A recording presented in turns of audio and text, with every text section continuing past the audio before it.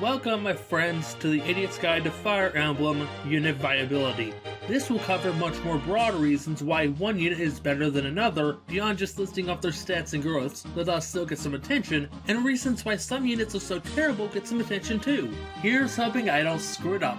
Part 1. Introduction. Okay, so before things get complicated, I will be setting a few ground rules. Firstly, nothing from heroes. With such a constantly shifting metagame and the rules being much simpler, the mobile game is far too removed from the main series for me to include. Also, I'd be caught dead before you see me plugging a fucking gacha game! Secondly, character personalities do not apply whatsoever.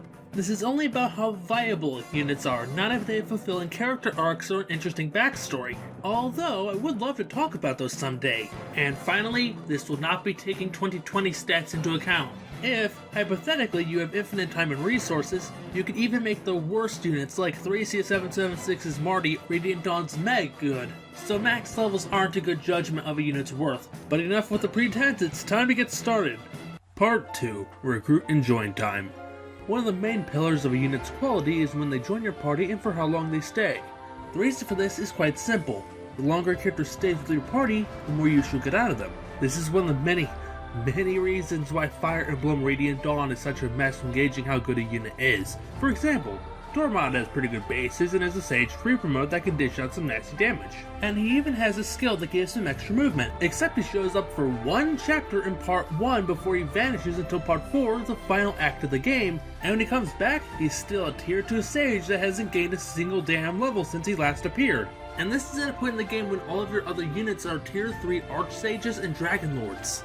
Another example, also from Radiant Dawn, is the Black Knight, who is living proof that you can have all the best stats in the world but it doesn't mean shit if you never get to use them. The Black Knight is literally unkillable save for hacking or poison weapons, deals a shitload of damage, his weapon can attack adjacent units or at range, and on top of all that he has a personal skill called Eclipse that drops enemy defense to 0 and quintuples his damage. Sounds pretty fantastic, right? Well, it would be if he was playable for more than a paltry 3 chapters throughout the story. Let's not even get started on units like Stefan, who have utterly nonsensical recruitment requirements. Keep in mind, the join time of a unit helps them as much as it could hinder them. Excellent units like Titania from Path of Radiance or Marcus from the Binding Blade are made all the better by being at the player's side from the start and kicking ass all the way into endgame. Hell, there are entire archetypes based around what time a unit joins the party. The early game pre-promotes Jagan and Oinfei, and the low-level late game recruit Est are some great examples. And to be honest, the reason why so many people consider Est units to be bad is because of their join time. If a unit like Nino or Est joined your party at the beginning of the game instead of at the very last stretch of it, they would be way more viable to use, not needing to be ground up to the rest of your party's skill level. Part 3. Starting Class. Another strong determining factor in unit quality is the class they start as. As much as I love the edgy classes like the Swordmaster or the Assassin, they're not the map sweepers that some of the other classes are. Classes like the Paladin or Falcon Knights are often a top tier list and for very good reasons. They have high movement, they can rescue units quickly, they can often control the weapon triangle, and in a pinch they can make excellent pack mules and trade bots that need to get a weapon or item to another unit fast. Movement becomes even more important in low turn count runs or LTCs when you're trying to minimize the amount of time spent on a map. Staff users are also excellent classes. Being able to heal without vulneraries or other consumable items would be reason enough to classify them as great, but the wide variety of fantastic staves really makes them a Swiss Army knife of utility. Berserk, Unlock, Sleep, and the mother of all staves, the Warp Staff. Don't feel like doing a map? Just use the Warp Staff to zip a unit all the way to the objective and finish the map in a matter of minutes. That's not to say that high mobility units are the only ones worth putting into a fight. Not at all.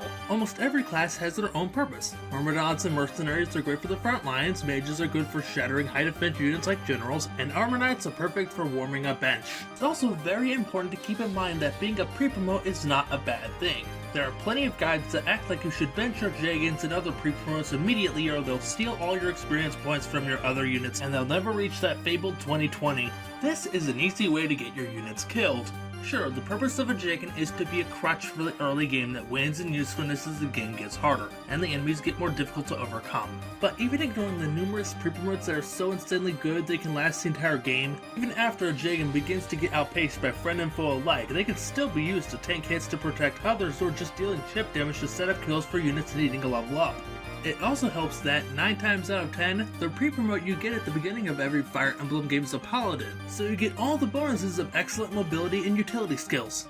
Part 4. Weapon rank and starting equipment. Now, for some people, bringing this up might seem silly, but the unit's weapon ranks could be a deciding factor on how good they actually are. Let's say we have 2 mercenaries. They have similar bases and growths, and the only difference between the two is the first mercenary is an E rank in swords while the second has a D rank. The map they're deployed in has an armory they can purchase weapons from to help deal with the numerous armor knights that are lurking around. The first mercenary can only purchase iron swords, while the second can buy a nice armor slayer to turn these hardy knights into mincemeat, even while he has a weapon triangle disadvantage and will normally have a tough time putting a dent in their armor. And weapon rank is even more important for lance and axe users, as a D rank will give them access to ranged weapons to pick off enemies from afar, while sword users don't get something like the rune sword or sonic sword for a long time, and it doesn't help that swords with range usually run off the user's magic stat, while javelins and hand axes hit with the full force of a fighter's strength. And just as important as weapon ranks are what units come with when they join, the obvious point to talk about is personal weapons, which are a fine place to start. Several of the best units in the series got that way because their personal weapons were just so good, like Orson and his critting machine, the Poogie, and Cedar from Shadow Dragon, who is often considered the best unit in the game, also has an insanely good personal weapon in the form of the Wing Spear that tears apart armor knights and horsemen. Even units that would just be considered okay or decent can be made great with a good personal weapon, like Merrick and his Excalibur Wind Tome. However, not every personal weapon is an unstoppable war machine that could make the vilest demon crumple. Pretty much every lord in the series gets stuck with some variation of a rapier, which does extra damage against armor knights and cavaliers and gives a slight crit boost, but if a lord has bad stats, an iron sword that can pierce armor isn't going to cover for that. But don't be fooled into thinking personal weapons are the only starting gear that matters. A good example of a more mundane starting weapon that could be a great help is the tradition of Myrmidon starting with a killing edge to show off with a critic potential, and Lena from Shadow Dragon is considered the best early game healer you can get, not because she has particularly good bases or growths, but because she has and can use the almighty Warp Staff. And this is without getting into consumable items or other trinkets that a unit can have, like Jill in Path of Radiance being equipped with a Laguna's Guard that halves the damage she or any other Bjork carrying it might take from the Beast Folk. So when you get a new unit, it's always a great idea to take a peek at what they might be carrying. Part 5. Bases and Growths. Ah shit, here we go. Here comes the real contentious debate. Starting stats, also called bases, versus stat growth percentages. On one end, you could argue that bases carry a unit more. On the other, good growths could give a bad unit a chance to improve, or for a good unit to get even better. Which side do I take? Bases, no question about it. You can have the best growths in the world, but that's not a guarantee you'll get enough good level ups to actually become useful. While there is definitely more leeway for this on easier difficulties, harder challenges rely more on being able to put out good damage and being able to take hits in return from the start, since enemies are more plentiful and are dishing out more painful attacks. And if it's new mystery of the emblem, every one of those grunts coming out of the woodwork to kick your ass will have Vantage, meaning they always get the first attack. Speaking of Vantage, that's another factor to keep in mind when a unit joins your party. What skills do they start with? Admittedly, this heavily depends on the game, and not all skills are born equal, looking at you, Renewal, but skills like Nihil and Miracle can be lifesavers in pretty much any situation, especially late game, quite literally in Miracle's case. Part 6. Seth. Yep, Seth is getting his own section. I avoided mentioning him so far just for that very reason. When it comes to Fire Emblem, there are just some units that stick out among the rest of the cast as being a few tiers above their peers, like Rucker from the Blazing Blade or Har from Radiant Dawn. But then you have Seth, who goes above and beyond being a great or good unit, is often labeled as the best unit in the series, period. He's a paladin. His base stats are fantastic with a nasty 15 strength, 12 speed, and even a respectable 8 resistance for defense against mages. And his growths are pretty good too. He has an A rank in both swords and lances, meaning he can wield all but the holiest of weaponry, and he comes with a steel sword and a mighty silver lance to truly destroy all that oppose him.